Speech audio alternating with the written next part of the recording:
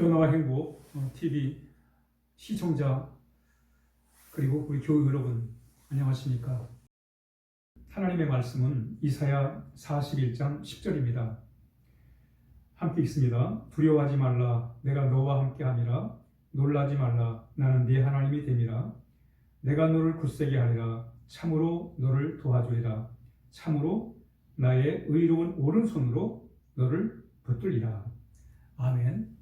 우리 찬양 하나 듣고 말씀 함께 나누도록 하겠습니다.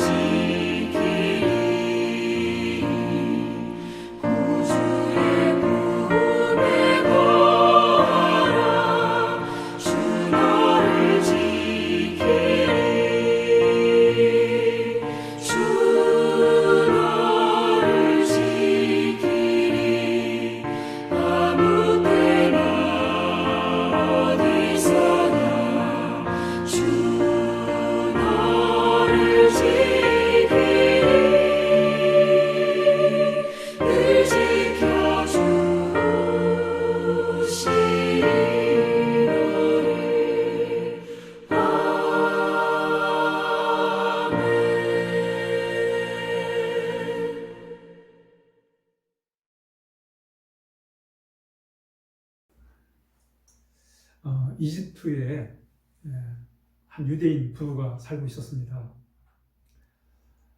이 부부에게는 스라의 남매가 있었어요. 큰딸이 이름이 미리암이고 둘째가 아들인데 이름이 아론이었습니다. 그런데 이 집에 셋째가 생긴 거예요. 아들입니다. 예나 지금이나 한 가정에 아이가 태어나면 경사스러운 일이지요. 축하해야 할 일입니다. 잔치를 벌여야 되지요. 그런데 이 집은 그렇지가 않아요.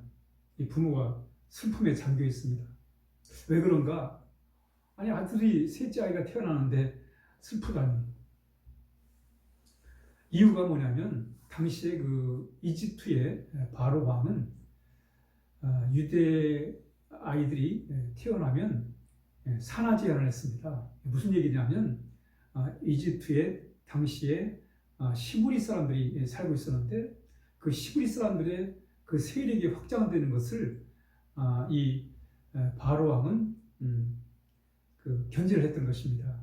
그래서 이집트 땅에서 시부리 사람들이 인구가 늘어나는 것을 제한한 거예요. 그래서 산하 제한을 했던 것입니다. 그래서 당시에 남자아이가 태어나면 나일강에다가 다 갖다 버리도록 그렇게 법령을 내렸던 것입니다. 그러니까 이 아이도 이제 갖다 버려야 돼요. 나일강에 갖다 버려야 됩니다. 그러니까 아이가 태어났지만 기뻐할 일이 아니라 오히려 참 슬픈 그런 상황이 있었던 것입니다. 그리고 아이가 태어나는데 너무 똑똑해 보이는 거예요. 아주 참 지혜롭게 생겼어요. 차마 이 아이를 나일강에 갖다 버릴 수 없어가지고 집에서 이제 몰래 키웁니다. 키우는데 늘 조마조마하지요. 언제 발각이 되면 그 아이를 갖다 버려야 되는데 조마조마하면서 이제 집안에서 키우는데 이제 시간이 가면서 아이가 자라면서 이제 울음소리가 커지고 결국은 이제 잘못하다가는 들키면 집안이 다 이제 희생을 당하게 됩니다. 더 이상 이제 아이를 집에서 키울 수가 없으니까 할 수 없이 이 아이를 나일강에 갖다 버려야 되는데 갈대 상자를 잘 만들어 가지고 그 아이를 이제 갈대 상자에 담아 가지고 나일강에 갖다 띄웠어요. 그렇지만 이 갈대 상자에 있는 아이는 뭐 바람이 불거나 아니면 파도가 치거나 어떻게 이게 뒤집히면 그럼 결국은 이 아이는 죽게 됩니다. 나일강의 악어밥이 될 수밖에 없는 상황입니다. 그렇지만 부모로서 할 수 있는 최대한 방법은 그래도 갈대 상자에 담아가지고 버리는 게 낫겠다 생각을 해가지고 그 방법을 택한 거예요. 그래서 이제 갈대 상자에다가 이 아이를 담아서 이제 나일강에 띄웠습니다. 그리고는 이제 그 딸에게 그 갈대 상자가 어떻게 되는지를 지켜보도록 이렇게 얘기를 했습니다. 근데 이제 아이를 담은 갈대 상자가 이제 둥실둥실 나일강을 이제 따라 나일강을 이제 떠내려고 합니다. 하류를 따라 이제 흘러 내려가는 거예요. 근데 다행히 바람이 안 불어요. 큰 바람이 불지 않습니다. 파도도 별로 없어요.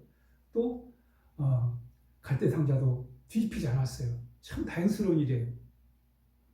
그리고 이제 이 갈대 상자가 흘러가다가는 갈대 사이에 이제 머물게 됩니다. 근데 그때 마침 사람들이 그 여자들이 목욕을 하러 나일강으로 오는 거예요. 근데 가만히 보니까 그 누구냐면 바로 왕의 공주예요. 공주가 하필이면 그 아이가 담긴 갈대 상자가 있는 그곳으로 목욕을 하러 온 거예요. 이건 참 불행이에요. 왜냐하면 다른 사람도 아니고 바로의 딸이 공주가 갈대 상자를 발견하면 반드시 시부리인 걸 알면 시부리인 아이인 걸 알면 그 물속에 처박을 거예요. 그러면 이 아이는 꼼짝없이 죽게 될 것입니다. 그 바로 왕의 공주의 눈에 띄지 말아야 되는데 아이 금방 눈에 띄어버렸어요. 그리고 신혈을 시켜가지고 그 바구니를 가지고 오라고 합니다. 뚜껑 열어보니까 시부리 아이예요. 이제 이 공주가 틀림없이 이 아이를 강물에 처박을 줄 알았는데 다행히 이 공주의 마음이 어떻게 변했는지 그 아이를 그 아이가 담긴 갈대 상자를 물속에 처박지 않습니다. 오히려 그 아이를 꺼내가지고 유물을 시켜서 이 아이를 키우도록 그렇게 합니다. 그리고는 이제 아이가 자랐을 때 이 아이의 이름을 물에서 건졌다고 해가지고 모세라는 이름을 붙여줍니다. 그리고는 이 공주가 이 아이를 양아들로 삼아가지고 그래서 자녀를 키우게 되는 거예요. 오늘 이야기를 통해서 이 어린 모세가 말이죠. 그 생과 사를 넘나드는 그 고비고비 속에서 생명을 부지해요. 유지를 합니다. 우리가 상식적으로 보면 이 아이는 나일강에 참 던져져 가지고 죽을 수밖에 없는데 거기서 살아남는 거예요. 참 어떻게 그가 죽을 수밖에 없는 상황 속에서 이 아이가 살아남을 수 있었을까? 여기서 우리는 그 고비고비마다 그 아이를 보호하는 보이지 않는 손길을 발견하게 되는 것입니다. 여러분, 본문이 주는 교훈이 이거예요. 우리 늘 하나님의 손길을, 우리를 붙잡아 주시는 하나님의 손길을 우리가 늘 느끼며 살아야 한다는 것입니다. 여러분, 우리가 세상을 살다 보면 내 힘으로 안 되는 일이 너무나 많아요.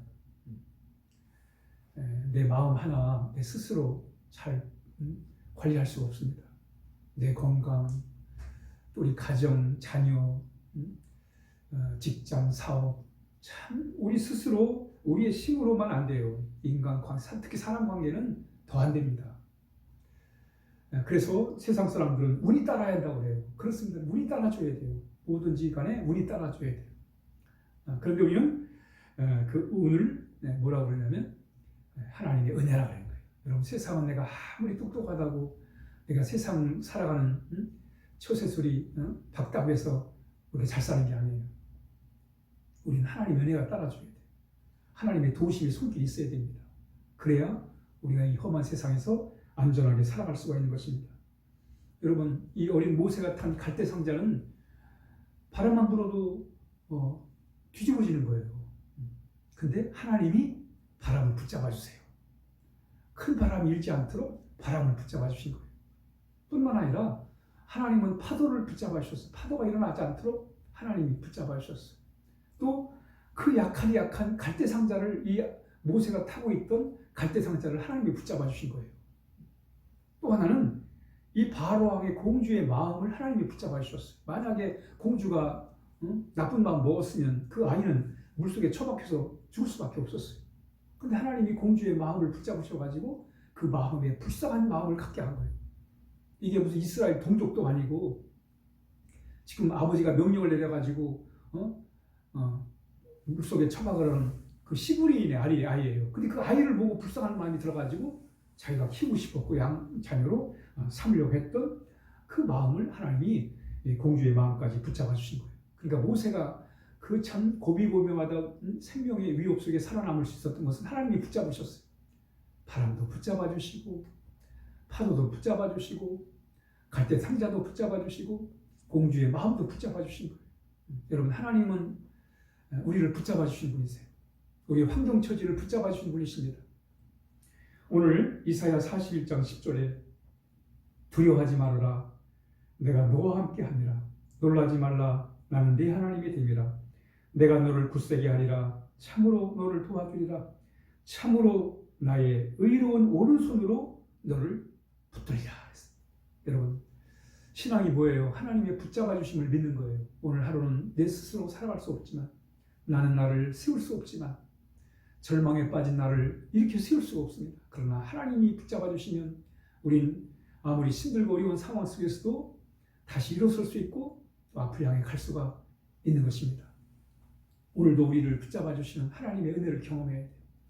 나를 붙잡아 주시고 내 생각과 마음을 붙잡아 주시고 내 환경 처지를 붙잡아 주시는 하나님의 손길을 우리가 믿고 우리가 오늘 하루를 살아야 하겠습니다. 지금 코로나 바이러스 때문에 한 사람이 온 세계가 불안을 떨고 있습니다. 하나님이 우리 불안한 마음을 붙잡아 주셔야 돼요. 그래야 우리가 안전하게 참 평안한 가운데 살아갈 수가 있습니다. 오늘도 말씀 꼭 붙잡으셔서 하나님의 참 능력의 오른손이 나를 붙잡고 계시다는 그 믿음을 우리가 갖고 오늘 하루도 우리 주님 주시는 평안 속에서 안심하며 살아야 하겠습니다. 기도하겠습니다.